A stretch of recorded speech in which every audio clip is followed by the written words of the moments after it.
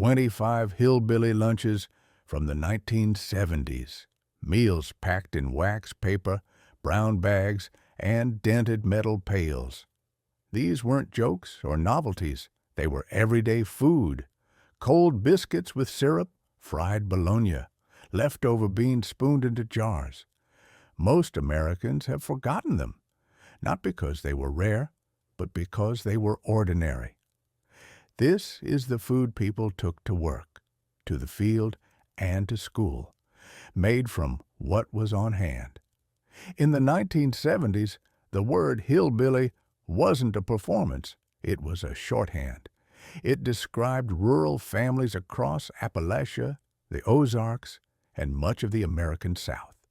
People who cooked from habit, not recipes. Lunch wasn't meant to impress. It had to travel. It had to keep. And it had to fill you up until supper. Most of these meals were built from leftovers, garden food, or whatever was cheapest that week. Biscuits baked the night before, beans cooked once and eaten 3 ways. Cold meat wrapped in paper and eaten by hand. There was no separation between breakfast food and lunch food. If it was cooked, it was eaten. These lunches went to factories, farms, schoolhouses, and job sites, carried in paper sacks, tin pails, or reused jars. Some of these foods are still made today. Many have disappeared quietly, not because they failed, but because the routines that created them are gone. Wait until you see number 17. We share these stories so they're not forgotten. Subscribe to Tastes of Yesterday to help keep these meals and the memories behind them alive. Government cheese sandwiches. This was the lunch that millions of American families built from a 5-pound block of orange cheese distributed through the USDA commodity program. In the 1970s, if your household income fell below a certain line, you could pick up government surplus food once a month. The cheese came wrapped in plain cardboard boxes with black lettering, no brand name, no fancy packaging, just cheese. The block was dense and sharp. Women would slice it thick because thin slices would crumble. 2 slices of white bread. A thick slab of government cheese between them. Some added mustard. Most did not. The sandwich went into a paper bag or wax paper and sat until lunch. The cheese would soften slightly by midday, but never got soggy. It melted beautifully when fried in a pan at home, but cold, it had a texture that held together through a morning of work. Factory workers, school kids, and farm hands all ate the same sandwich. A 5-pound block cost nothing if you qualified. Today, that much cheese would run close to $30. The program still exists, but the cheese changed. The sharp, dense blocks from the 70s are gone. What replaced them doesn't melt the same way. Did your family get commodity food in the 70s? Fried bologna and mustard? Before lunch, meat came pre-sliced in plastic. Bologna was sold in thick tubes at the butcher counter. Mothers would slice it nearly half an inch thick, then fry it in a cast-iron skillet until the edges curled up and the center blistered. The fat would render out, crisping the surface while the inside stayed tender. Once cooled, the fried bologna went between 2 slices of soft white bread with a stripe of yellow mustard. No lettuce, no tomato, just meat, bread, and mustard. The sandwich was wrapped in wax paper and placed in a lunch pail. By the time lunch came around, the bologna had soaked a ring of grease into the bread, and the mustard had mellowed. Men would eat these standing in tobacco fields or sitting on truck tailgates. Kids ate them in school cafeterias alongside other kids eating the same thing. A pound of bologna cost about 60 cents in the early 70s. Today, it runs close to $4. The sandwich disappeared as pre-sliced deli meat took over, and as people started expecting more than meat and bread, pepperoni rolls. Back in 1927, an Italian immigrant named Giuseppe Argiro opened a bakery in Fairmont, West Virginia, right in the heart of coal country. The miners needed lunches that could survive 12-hour shifts in hot, dusty tunnels without spoiling. Argiro's solution became a West Virginia legend. He took soft bread dough, wrapped it around sticks of pepperoni, and baked them until golden. The pepperoni's natural oils and salt acted as preservatives. The sealed dough kept out coal dust. You could drop one in a lunch pail, ride down into a mine shaft, and eat it 6 hours later without worry. The roll was simple: white bread dough rolled flat, a whole pepperoni stick laid in the center, sometimes a slice of mozzarella, then rolled tight and baked until the crust turned golden brown. When a miner bit into one deep underground, the pepperoni released its oil and spice into the bread. A pepperoni roll cost about 15 cents in the 30s. By the 70s, it was closer to 50 cents. Today, they run $2 to $3 in West Virginia gas stations. Outside of coal country, most people have never heard of them. The rolls faded as coal mining declined and as refrigeration became standard in lunchrooms. Potted meat on saltines. Potted meat came in small flat cans with a key wind opener on the bottom. The paste inside was made from mechanically separated chicken, pork, or beef, blended with salt and preservatives until it became spreadable. It looked like pale pink paste. It kept indefinitely on a shelf. For lunch, you'd open the can, spread the paste thick on saltine crackers, and eat it directly. Some people added a dab of mustard, others ate it plain.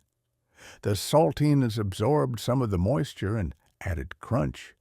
The whole thing could be eaten in 5 minutes without a plate or utensils. A small can cost around 25 cents in the 70s. A box of saltines added another 30 cents. For less than 60 cents, you had protein and carbohydrates that required no cooking and no refrigeration. Today, a can of potted meat runs about $1.50. Potted meat disappeared from most lunch pails as concerns about processed meat grew and as people gained access to fresher options. It still exists in some rural gas stations and dollar stores, but it's no longer a daily staple. By the mid-1970s, nearly 40% of rural families in Appalachia received some form of government food assistance: Spam, fried, crispy. Spam arrived in American kitchens during World War II when fresh meat was rationed. By the 1970s, it had become a lunch staple in households where money was tight. The canned pork came in rectangular blocks that could sit on a shelf for years. For lunch, mothers would slice the Spam about a 1/4 inch thick and fry it in a dry skillet until both sides turned dark brown and crispy at the edges. The salt and fat content was high enough that no additional seasoning was needed. Once cooled, the slices went between white bread with a thin spread of mayonnaise or mustard. The sandwich was wrapped in wax paper or foil.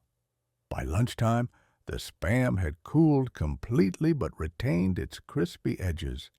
The bread would be slightly moist from the rendered fat. Men ate these in factory break rooms.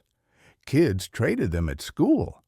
A can of Spam cost about 80 cents in the 70s. Today, it's closer to $3. The sandwich faded as fresh deli meat became cheaper and more available, and as Spam's reputation shifted from practical to ironic. Cornbread and buttermilk in a mason jar. This combination kept workers fed from the 1850s through the 1970s.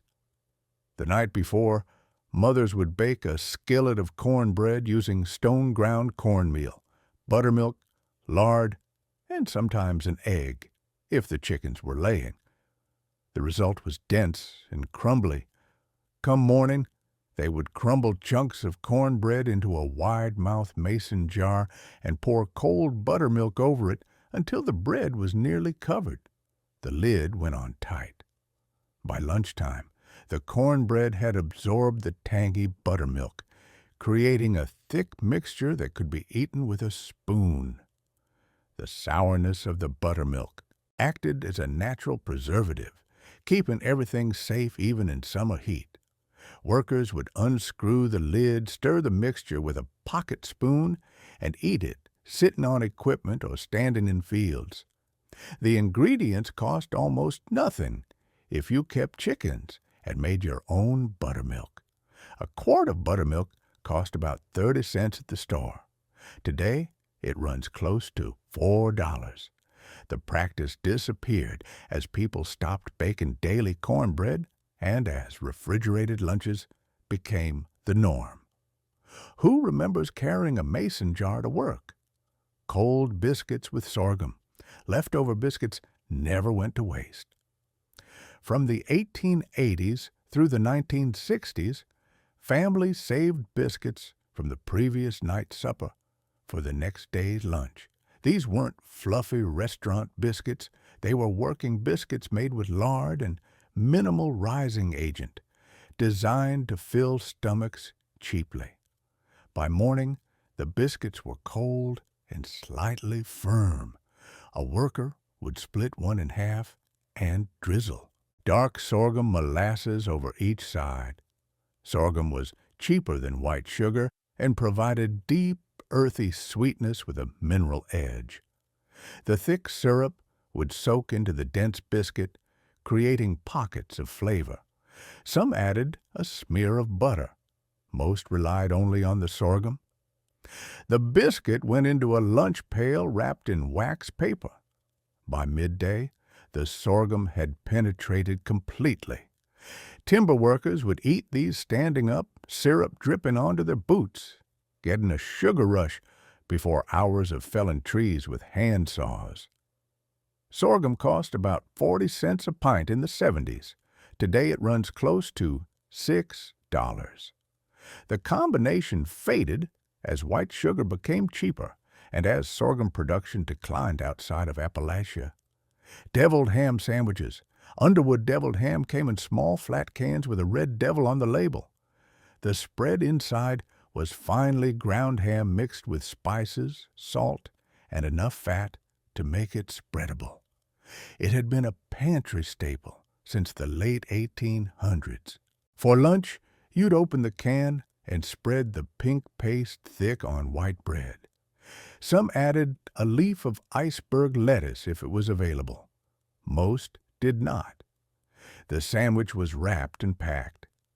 The deviled ham had enough salt and preservatives to keep it safe at room temperature for hours. Kids called these shoe polish sandwiches because the spread came in a flat tin that looked like shoe polish containers.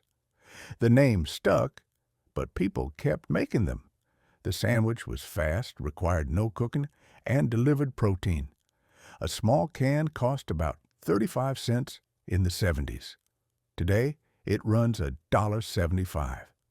The sandwich faded as people moved away from canned spreads and toward fresher deli options. Fried apple hand pies. These weren't delicate lattice-topped pies cooling on windowsills. Mountain hand pies were built to survive a workday. From the 1880s through the 1950s, women would take dried apple slices preserved from the previous fall and rehydrate them overnight in water and sugar. Sometimes cinnamon, if the family could afford it. The next morning, they'd roll biscuit dough thin and cut it into circles about 6 inches across. A spoonful of apple mixture went on to one half. The dough was folded over and the edges crimped tight with a fork. Then the pies went into a cast iron skillet with hot lard or bacon grease. They fried until both sides turned golden and crispy, creating a sealed pocket. These hand pies could be tossed into lunch pails, carried on horseback to logging camps, or left sitting in the sun while farmers worked tobacco rows. The fried crust acted like armor. The concentrated sweetness of dried apples made them feel like dessert, even though they were practical fuel. A batch of 6 cost about 50 cents in ingredients during the 70s. Today, the same batch would run close to $8.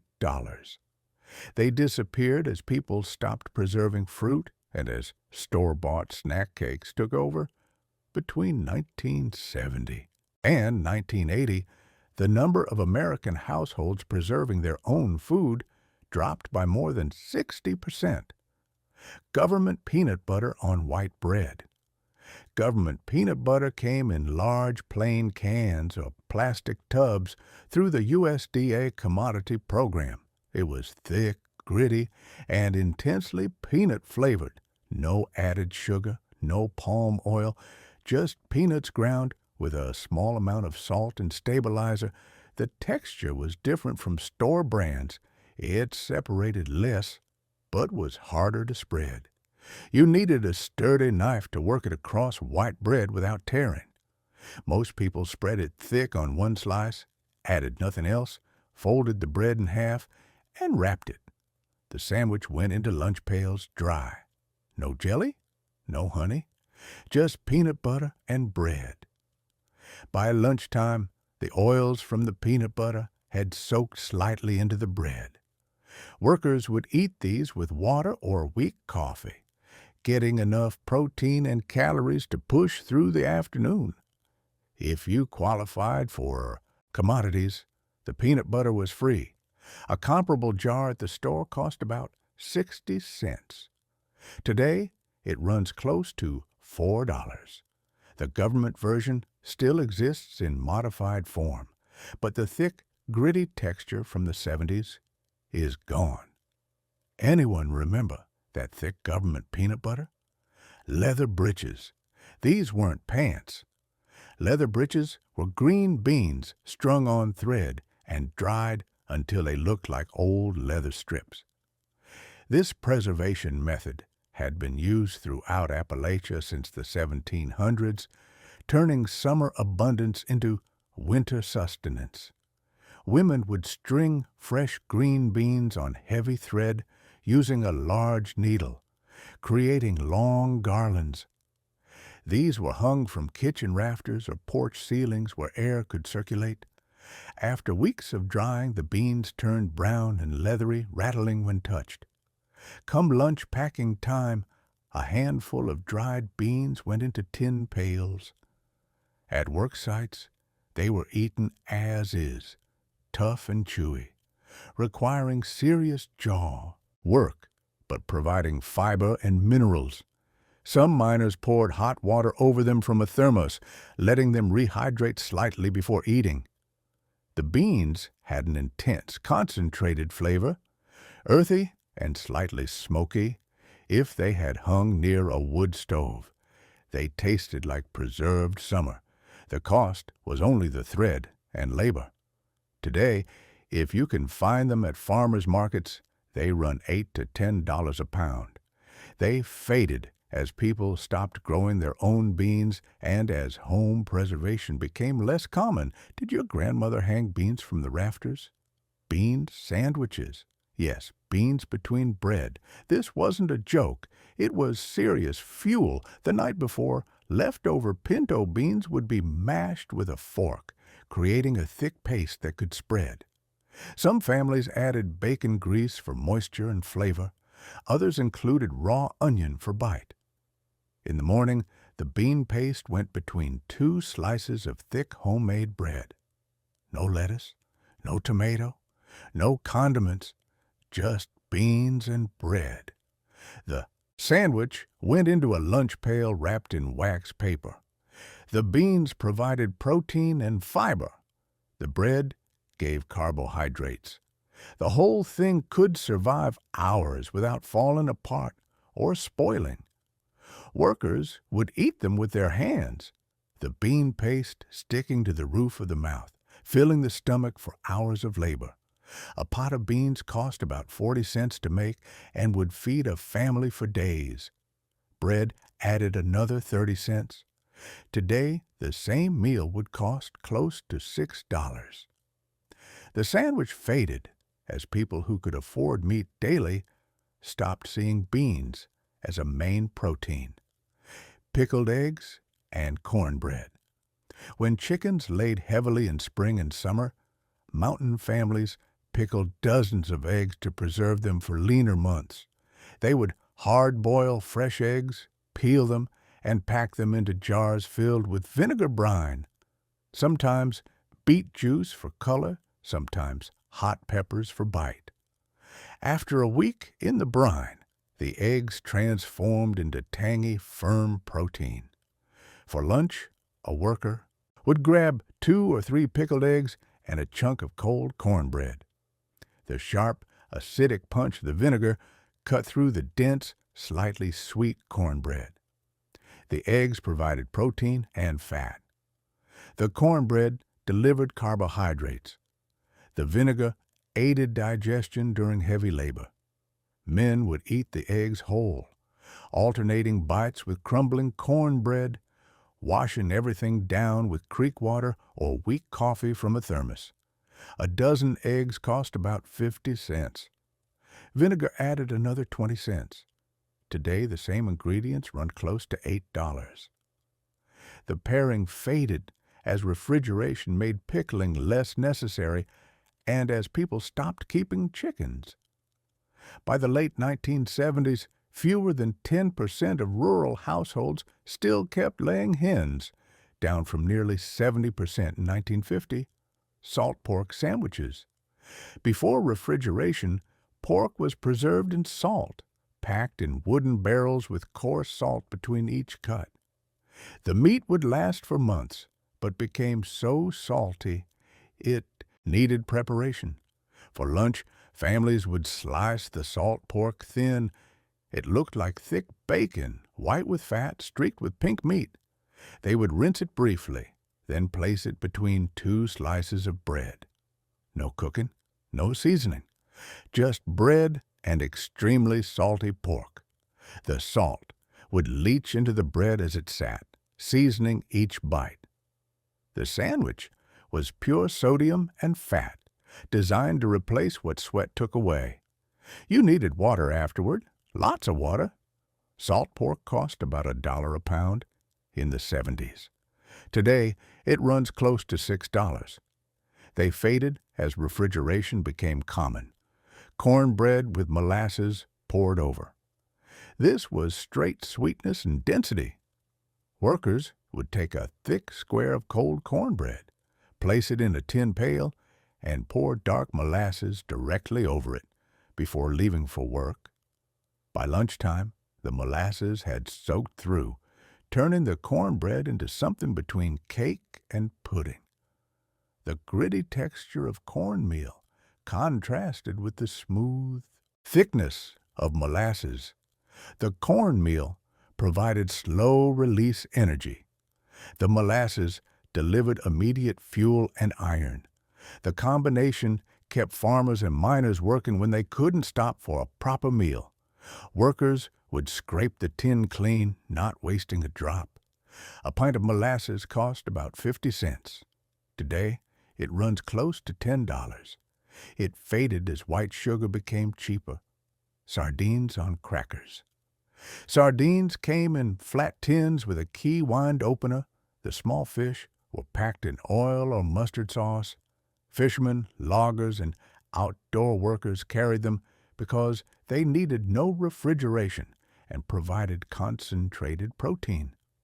For lunch, you'd wind open the tin, drain some oil, and fork the sardines onto saltine crackers. The fish were salty, oily, and intensely flavored. The crackers absorbed the oil and provided crunch. You could eat a tin and a sleeve of crackers in 10 minutes. A tin cost about 40 cents. Today it runs close to $5.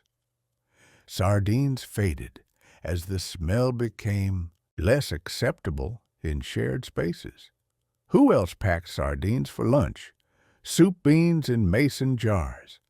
Hot food in a cold lunch wasn't common, but soup beans in mason jars solved that problem.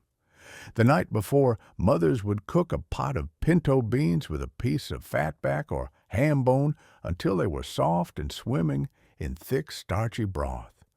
While still hot, she would ladle the beans into wide-mouthed mason jars, seal them tight, and wrap them in newspaper or old towels. The insulation kept them warm for hours. By lunch, they would still be lukewarm and the flavors would have deepened as they sat. A worker would unscrew the lid and eat directly from the jar with a spoon carried in his pocket. The beans were creamy, rich with pork fat, and seasoned simply with salt and pepper. One jar could fuel a man through an afternoon of heavy work. The beans cost about 40 cents a pound dried. A ham bone was free if you had butchered a hog. Today, the same ingredients run close to $8. The practice faded as thermoses became common and as people stopped cooking large pots of beans regularly. Vinegar pie slices. Vinegar pie was genius economics. During the Depression, when eggs, butter, and fresh fruit were scarce, mountain cooks invented this substitute. The filling was flour, sugar, water, a little butter, and vinegar. Mix it, pour it into pastry crust, and bake until set. The vinegar's acidity activated the flour, creating a custard-like filling without eggs or milk. The result tasted like lemon pie, tart, sweet, and smooth. A slice wrapped in wax paper became a lunch treat. It was shelf-stable and wouldn't spoil in summer heat. A whole pie cost about 30 cents in the 30s. Today, it would run $6. It faded as people could afford real lemon pie. Fried green tomatoes. When frost threatened in September, mountain families stripped their tomato plants of every unripe fruit. Waste wasn't an option. You would slice the tomatoes thick, about half an inch, dip them in buttermilk or water, then dredge through cornmeal mixed with salt and pepper, then into a hot skillet with bacon grease. They fried until each side developed a crispy, golden crust. Crunchy outside, tangy, and firm inside. Once cooled, they went into lunch pails wrapped in wax paper. Fried green tomatoes could sit at room temperature all morning without spoiling. Workers would eat them cold, enjoying the sharp, acidic bite that cut through the heaviness of biscuits. A batch cost about 60 cents. Today, it would run $8.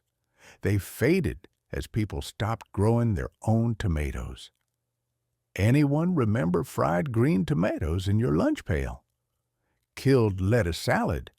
Killed lettuce was fresh lettuce wilted with hot bacon grease and vinegar. Early spring, when leaf lettuce emerged in mountain gardens, was killed lettuce season. Women would tear fresh lettuce into a bowl, fry bacon until crispy, then pour the hot grease directly over the greens while sizzling. The lettuce wilted immediately, hence killed. Add vinegar, crumble the bacon over top, and pack it for lunch. By midday, it had cooled but remained edible. The bacon grease coated each leaf. The vinegar helped preserve everything. This was a way to get fresh vegetables into working diets when vitamin deficiency was a real threat. The ingredients cost about 70 cents. Today, it would run $9. It faded as people stopped growing lettuce. Lard biscuits. These weren't just biscuits made with lard. They were biscuits that were mostly lard. During the leanest times, mountain cooks made biscuits that were essentially lard, held together with just enough flour to form dough. Mix cold lard with minimal flour, salt, and barely enough buttermilk. Roll it out, cut circles, and bake until barely golden. The result was incredibly rich and packed with calories. One or two could fuel a man through half a workday. Workers would eat them plain or with sorghum molasses. The sweetness, cutting through the fat richness, a pound of lard cost about 40 cents. Today, it runs $4. Lard biscuits faded as vegetable shortening became cheaper. In 1970, more than half of rural Appalachian households still rendered their own lard. By 1990, fewer than 5% did. Cornmeal mush cakes. Leftover cornmeal mush got a second life as lunch. The night before, families would cook cornmeal mush for supper. The leftovers were poured into a loaf pan and left to cool overnight. By morning, it had solidified into a firm block. Cut thick slices, fry them in bacon grease until both sides were crispy and golden, and you had cornmeal mush cakes. Each cake was dense with cornmeal, crispy outside, soft, and porridge-like inside. These used up leftovers and required no additional ingredients. A single batch of cornmeal could become multiple meals.